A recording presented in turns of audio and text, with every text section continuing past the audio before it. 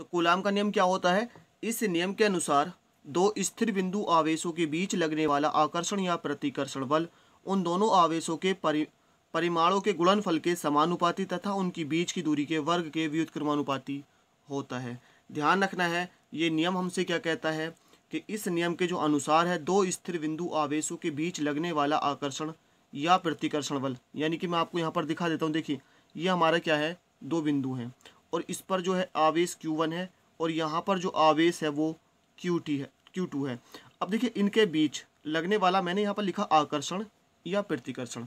ध्यान आपको एक बात रख लेना है, अगर आवेशों की प्रकृति समान होती है यानी सजातीय आवेश होते हैं तो वहाँ पर लगता है आकर्षण बल, और अगर आवेश होते हैं विजातीय, विजातीय का मतलब है कि एक आवेश धन और एक आवेश ऋण, यानी एक धनात्मक और एक ऋणात्मक, तो उनमें लगता है वहाँ पर आकर्षण। ध्यान रखना है, जो विजातीय आवेश होते हैं अलग अलग प्रकृति का आवेश एक दूसरे को आकर्षित करते हैं और सजातीय आवेश एक दूसरे को प्रतिकर्षित करते हैं। ठीक है, तो उनके बीच लगने वाला आकर्षण या प्रतिकर्षण बल उन दोनों आवेशों के परिमाणों के गुणनफल के समानुपाती और उनकी बीच की दूरी के वर्ग के व्युत्क्रमानुपाती होता है। तो मान लीजिए इनके बीच की जो दूरी है वो क्या है, यहाँ पर हम r मान लेते हैं। ठीक है, इनके बीच की दूरी।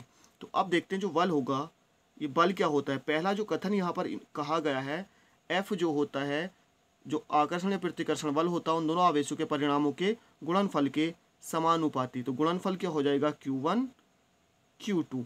ये पहला कथन यहाँ पर कहा गया है, ध्यान रखना, ये पहली बात यहाँ पर कही गई है। दूसरी जो यहाँ पर बात कही गई है वो क्या कही गई है, यानी ये तो हो गया समानुपाती किसके, उन दोनों आवेशों के परिमाणों के गुणनफल के। दूसरी यहाँ पर बात कही गई है कि उनके बीच की दूरी के वर्ग के व्युत्क्रमानुपाती।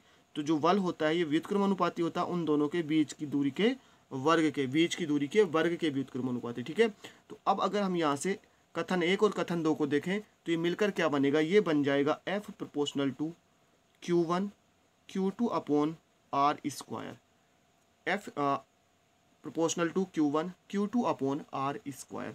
और मैंने आपको बताया है, ओम के नियम में बताया कि इसे हटाने के लिए हमको क्या चाहिए होता है, एक कांस्टेंट चाहिए होता है। ठीक है, तो हम यूज करेंगे कांस्टेंट यहाँ पर के Q1 Q2 upon R square. तो ये नियम आपको इस तरह से मिल सकता है, या ये नियम आपको जो k की वैल्यू होती है वो 1/4 पाई एप्सिलॉन नॉट होती है, Q1 Q2 upon R square. तो ये नियम आपको इस फॉर्म में भी मिल सकता है। ये बात आपको बिल्कुल ध्यान रखनी है अच्छे से कि F equal to K Q1 Q2 upon R square, या F equal to 1/4 pi epsilon nought into Q1 Q2 upon R square. ये नियम आपको इस तरह से भी मिल सकता है। ये बात आपको बिल्कुल पक्के से अच्छे से ध्यान रखनी है। ठीक है, और इसी नियम का जो सूत्र है वो आपको एक रूप में और मिल सकता है, वो मिल सकता है F equal to 9 into 10⁹ Q1 है ना, Q2 अपॉन R स्क्वायर।